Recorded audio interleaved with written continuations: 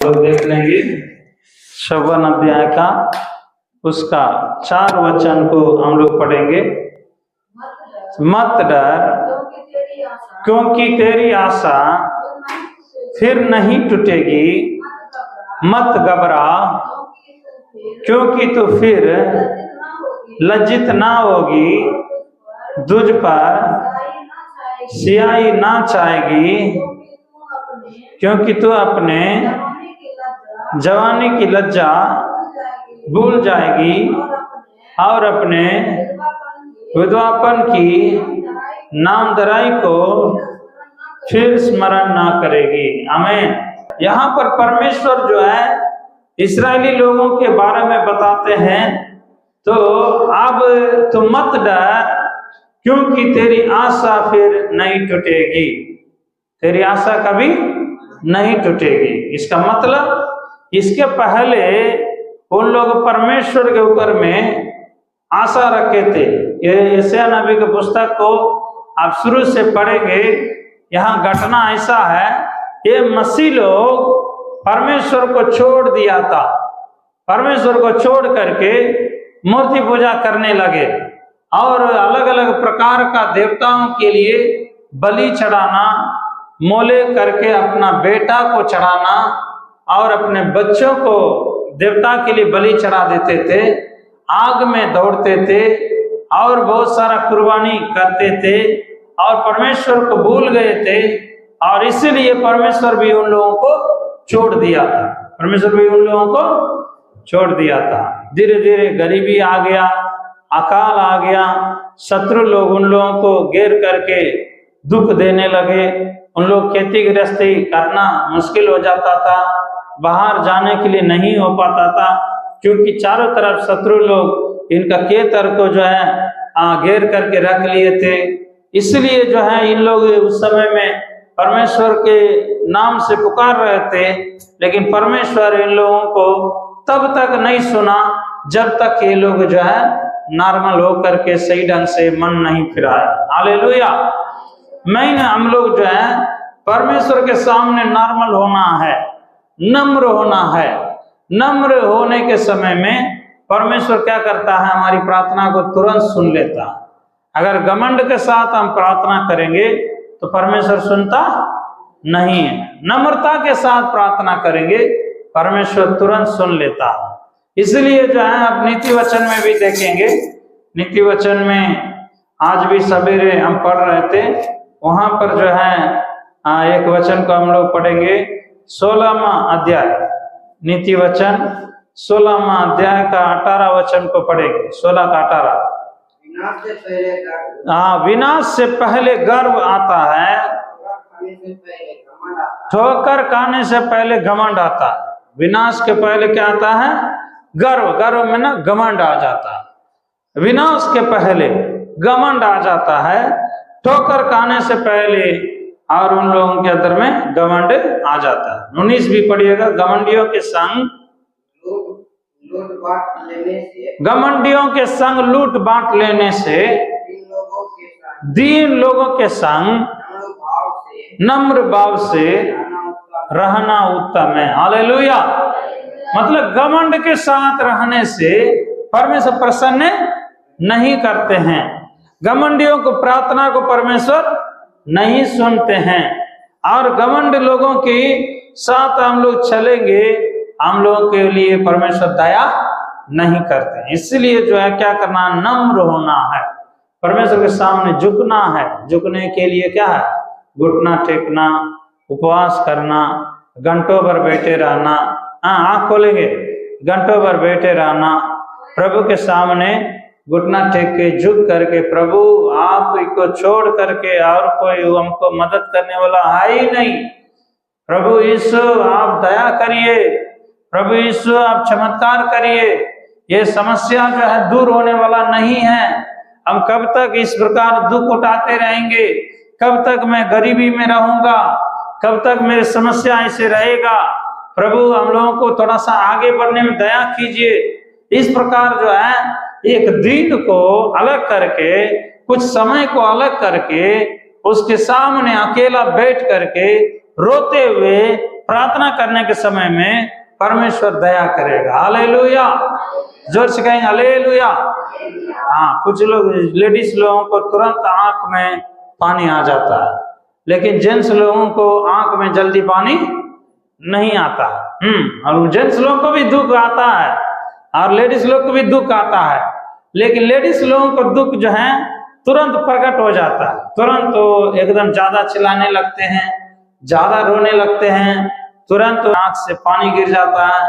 लेकिन जेंट्स लोगों को अंदर में भी दुख होगा, लेकिन उनको जल्दी पानी आंख से आंसू नहीं आता।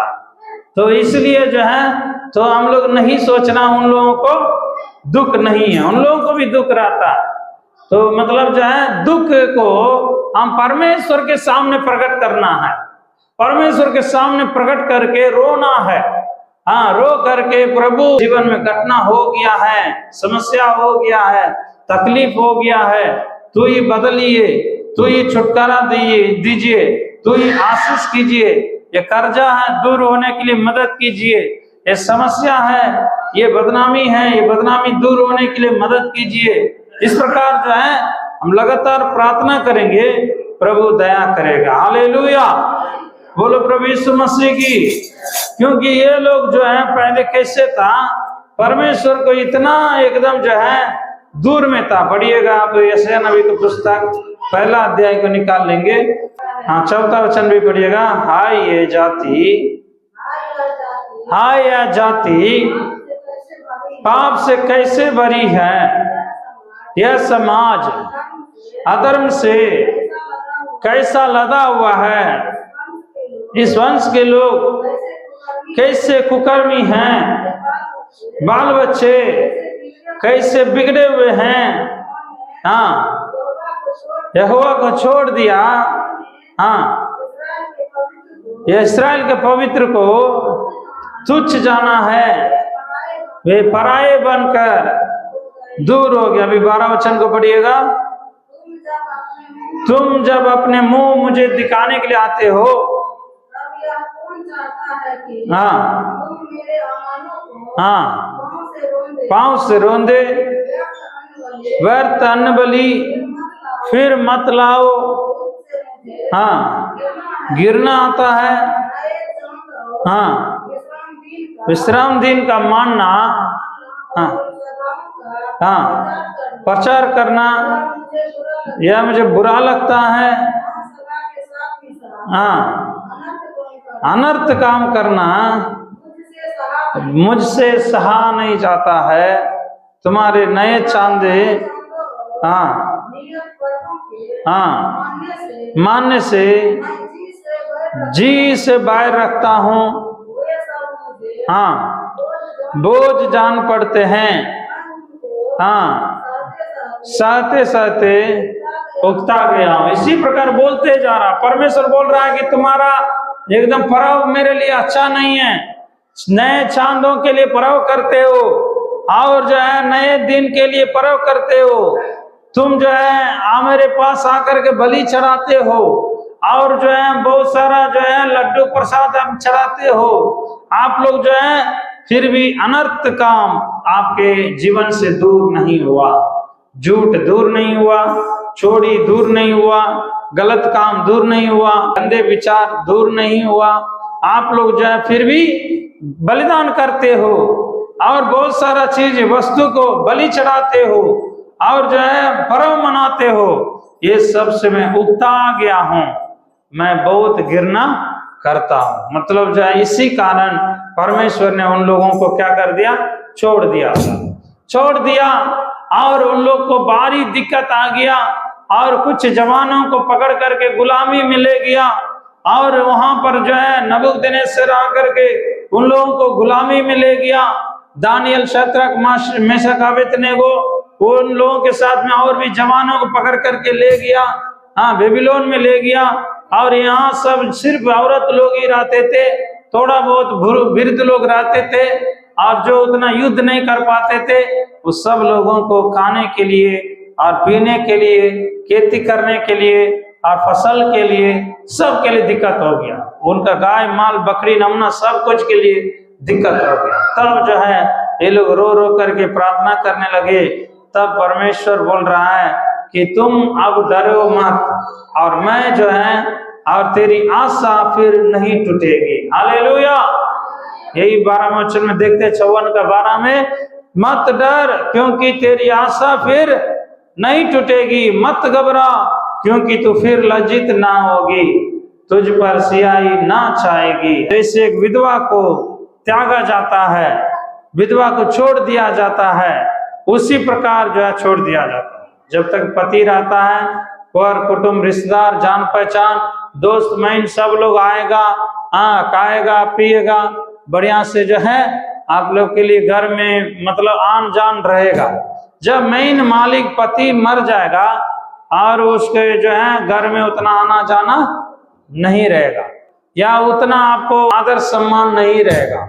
एक विधवा को उतना आदर सम्मान नहीं रहता है, विधवा को कोई प्रकार की बातों में पहला स्थान नहीं देता है, उसको जो है पीछे रखता है, साइड में रखता है। उसी प्रकार जो है इस्राएलियों को परमेश्वर क्या कर दिया, साइड कर दिया था, अलग कर दिया था। उन लोग को जो है आदर घट गया था, चारों तरफ के देश के लोगों के बीच में उनके क्या हो गया, आदर सम्मान घट गया था।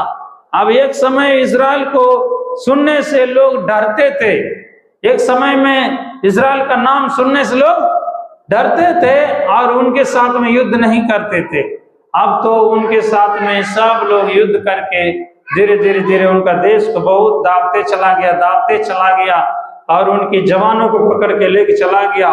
बढ़िया बढ़िया सोना जो मंदिर में था, सोना वो जो है बढ़िया चांदी का बर्तन, सोना का बर्तन, राजमहल में और मंदिरों में जो भी थे, चर्च में, सब कुछ उठा करके लेके चले गए। अब यहाँ पर वो केवल जो है देश सुनना पड़ा हुआ, देश सुनना पड़ा हुआ। तब जो है उन लोग रो रो करके चिल्ला करके प्रार्थना कर रहे थे, प्रभु दया कीजिए, मदद कीजिए, आशीष कीजिए, गलती हो गया, अब जो है हम लोग गलती नहीं करेंगे, आपको नहीं छोड़ेंगे। ऐसे कर करके वो लोग जो है परमेश्वर के सामने झुकते हुए, नम्र होते हुए प्रार्थना कर रहा है। परमेश्वर तुरंत उसके ऊपर में दया कर रहा है। हालेलुया, जोर से कहेंगे हालेलुया। पढ़िएगा 5वां वचन, पढ़िएगा 54 का 5वां वचन, क्योंकि तेरा कर्ता, यशायाह नबी की पुस्तक 54 का 5, तेरा कर्ता तेरा पति है, उसका नाम सेनाओं का यहोवा है, इस्राएल का पवित्र तेरा छुड़ाने वाला है, वह सारी पृथ्वी का भी परमेश्वर कहलाएगा। हालेलुया। बोल रहा तेरा कर्ता तेरा पति है, अब जो है तुमको डरने का नहीं है, अब मैं दया कर रहा हूं, अब मैं तरस खा रहा हूं। इतना दिन आपने दुख उठाया, इतना दिन आप में जो है कष्ट में रहा, तकलीफ में रहा, कमी में रहा, गरीबी में रहा, लेकिन अब मैं आपके ऊपर में दया कर रहा हूं क्योंकि आपने नम्रता के साथ मेरे पास आया। हालेलुया। यदि नम्रता के पास परमेश्वर के सामने हम लोग झुकेंगे, नम्र होकर प्रार्थना करेंगे, परमेश्वर हमारे ऊपर में दया करने वाला है। और आगे भी पढ़ेंगे वहां 20वां वचन में, और मेरे विश्राम दिनों को पवित्र मानो। पढ़िएगा, मेरे विश्राम दिनों को पवित्र मानो, चिन्ह ठहरे, यहोवा हूँ, मुझसे विद्रोह किया, मेरे विधियों पर ना चले,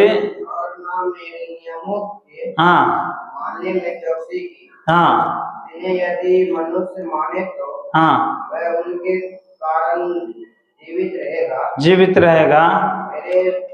मेरे विश्राम दिनों को उन्होंने अपवित्र किया। देखिए यहाँ पर भी बोल रहा परमेश्वर अपने लोगों को कि जो है मैं फिर से जंगल में, फिर मैंने जंगल में उनकी संतान से कहा अपने पुरखाओं के विधियों पर ना चलो।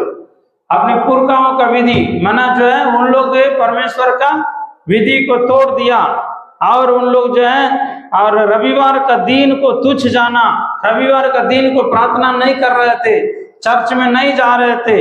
इसलिए परमेश्वर क्रोधित होकर के उन लोगों को दुख दिया, इसलिए बोल रहा है कि आप लोग जो है मेरा विश्राम दिन को तुच्छ नहीं जानना है। वो जो है आप लोगों के बीच में चिन्ह ठहरेगा। क्या ठहरेगा? चिन्ह ठहरेगा। इसलिए जो है यहाँ पर जो है नम्रता के विषय में बताया गया। हम परमेश्वर के सामने नम्रता के साथ हम प्रार्थना करेंगे, परमेश्वर क्या करेगा? हमारी प्रार्थना को सुनेगा। कैसनो कष्ट होगा, कैसनो तकलीफ होगा, कैसनो परेशानी होगा, वो उनके सामने बदलने के लिए कोई प्रकार का दिक्कत नहीं है। वो जो है आपके और मेरे परिस्थिति को बदल कर वो ज्यों का त्यों कर देगा। हालेलुया। कर्जा का समस्या हो या विरोधी का समस्या हो, कोर्ट कचहरी का समस्या हो, परीक्षा का समस्या हो, या कुछ घर मकान बना रहे हैं उसकी समस्या हो, बिजनेस की समस्या हो, खेती गृहस्थी की समस्या हो, सब में परमेश्वर क्या करेगा? मदद करके आपको आशीष करेगा, आगे बढ़ाएगा। हालेलुया। बोलो प्रभु यीशु मसीह की। अब यशायाह नबी की पुस्तक 54 में देखते हैं, तेरा कर्ता तेरा पति है, उसका नाम सेनाओं का यहोवा है, इस्राएल का वह पवित्र तेरा छुड़ाने वाला है। हालेलुया। आपको और हमको छुड़ाने वाला है। कोई भी कष्ट में हो, कोई भी तकलीफ में हो, वहां से छुड़ा करके हम लोगों को क्या करेगा? सब लोगों के बीच में आदर के योग, आशीष के योग बना देगा। हालेलुया। और 6वां वचन पढ़िएगा, क्योंकि यहोवा ने बुलाया है मन की दुखिया हो, जवानी की त्यागी हुई स्त्री को। हाँ, यही वचन है, क्षण भरी के लिए मैंने तुझे छोड़ दिया था, परंतु अब बड़ी दया करके मैं फिर तुझे रख लूंगा। क्रोध के आवेग में पल भर के लिए तुझसे मुंह छिपाया था, अनंत करुणा से मैं तुझ पर दया करूंगा, तेरा छुड़ाने वाला यहोवा का यही वचन। हालेलुया।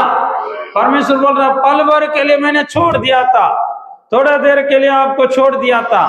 क्यों? आप बुद्धि सीखे, ज्ञान सीखे, आप जो है मेरी संगति का फायदा को समझे। आपको इसलिए मैं छोड़ दिया, तो मुझसे दूर होने से तुम्हें क्या समस्या है कि तुम समझना है। हालेलुया। परमेश्वर से कभी कभी हम दूर हो जाएंगे, अलग हो जाएंगे, कुछ ना कुछ घटना हो जाएगा, कुछ ना कुछ नुकसान हो जाएगा, कुछ ना कुछ घटा हो जाएगा। उस समय में हम लोग नहीं समझेंगे तो फिर आगे हम लोगों के लिए परमेश्वर मदद भी नहीं करेगा। हालेलुया।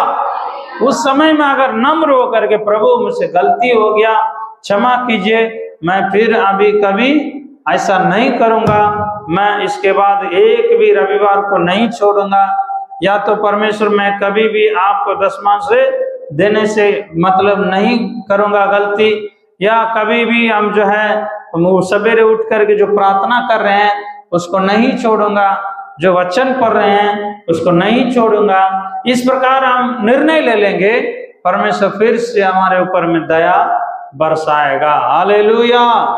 जोर से कहेंगे हालेलुया। परमेश्वर का नियम बहुत कम ही है, ज्यादा नहीं है।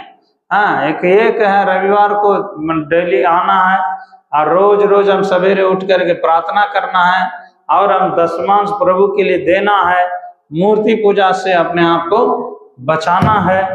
व्यभिचार से, मूर्ति पूजा से, नशा से हम लोग बच के रहना है, और प्रभु की सुबह और रात में प्रभु को याद करना है, प्रार्थना करना है। सवेरे उठ करके और उस दिन को शुरू करने के पहले उसके सामने हम घुटना टेक के प्रार्थना करके शुरू करना है, समाप्त भी करेंगे, प्रार्थना करके समाप्त करना है। हालेलुया। यदि ऐसा करते रहेंगे तो परमेश्वर बोल रहा है, मैं आपको कभी भी नहीं छोड़ूंगा। मैं पल भर के लिए छोड़ दिया था, क्यों? आपने मुझे छोड़ दिया, इसलिए मैं भी आपको छोड़ दिया। मैं जो है आपको याद दिलाने के लिए आपको ठोकर दिया, तब तुम भी जो है मन फिरा लिया, तो मैं भी आपको कभी भी नहीं छोड़ूंगा। हालेलुया। मैं सेनाओं का यहोवा तेरा पति है, तेरा कर्ता है, तुझे बनाने वाला है, मैं कभी भी अभी आपको नहीं छोड़ूंगा करके परमेश्वर वचन दे रहा। हालेलुया। आइए हम लोग इसी वचन के साथ हम लोग प्रभु को धन्यवाद देंगे। और परमेश्वर जो है हमें वायदा कर रहा है, तुम डरो मत, मैं तुम्हारे संग रहूंगा और तुम्हारे लिए मैं भलाई करूंगा। इसी वचन के साथ हम लोग जो है घुटना टेक के आंख बंद करके हम प्रार्थना करने जा रहे हैं। सभी लोग